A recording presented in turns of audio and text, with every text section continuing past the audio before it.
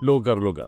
हजरत Donald Trump फरमाते हैं कि उन्हें मुश्तबा हुसैनी बतौर सुप्रीम लीडर कबूल नहीं है। उसकी वजह वो बताते हैं कि चूंकि वो खामनाई के बेटे हैं और खामनाई के मामलात आगे लेके चलेंगे, वही पॉलिसी लेके चलेंगे, तो वो तो हमारे भी काबिल कबूल नहीं है। इसलिए वो चाहते ये है कि आप कैंडिडेट्स के नाम उनको दे दें कि ये हम कोई 2 3 4 जितने भी कैंडिडेट्स हैं ये है।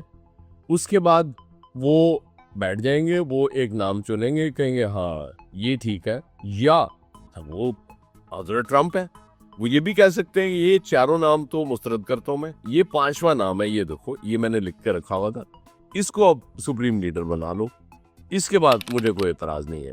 एक सुप्रीम तो नहीं, खैर लीडर नुमा उन्होंने अपने पास भी रखा हुआ है वहाँ, अगरचे उसको भी बेचारे को कह चुके हैं चंद दिन पहले कि नहीं इसकी जरूरत नहीं है, कोई अंदर से ईरान से लाएंगे। रजा पहलवी की बात कर रहा हूँ, आप समझ तो गए होंगे। तो ट्रंप साहब तो ऐसे ही करते हैं।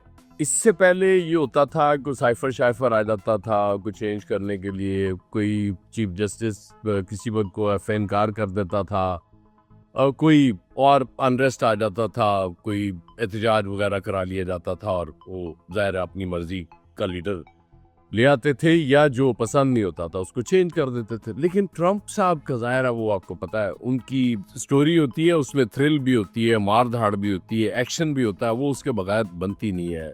वो उनको वेनेजुएला का सदर मोडोरो नहीं पसंद आता, वो अपने वहाँ से बंदे भेजते हैं, वहाँ से वो उठाते हैं, उनको अमेरिका ले आते हैं, और वो जिन अदालतों के बारे में हम कभी सुना करते थे कि वो आज़ाद अदलिया, इंसाफ पर मबनी फैसले ये वो, उसमें पेश करके वो ट्रायल भी शुरू करा देते हैं। ये होता है अमेरिका, ज़ाहिर माइट है, वो कुछ भी कर सकते हैं। फिर उनकी मर्जी है किसके साथ उन्होंने कैसा बर्ताव करना है, किसकी तारीफ करनी है, किसके काम आना है, किसकी मदद करनी है, ये सब ट्रंप साहब कर रहे होते हैं। आगे भी वो इशारे यही दे रहे हैं कि उनको जो चीज़ पसंद नहीं आएगी उन्होंने कहना है कि भाई ये आई एम सॉरी, ये तो मुझे नहीं चाहिए, ये मुझे चाहिए, ये मुझे आप दे दें। अगर आप नहीं देंगे तो उसके बाद आप भुगतेंगे। तो इसलिए जब तक हजरत ट्रंप मौजूद है एहतियात तो करनी पड़ेगी, बहुत से मुल्कों को करनी पड़ेगी, समझ भी नहीं आती उनकी।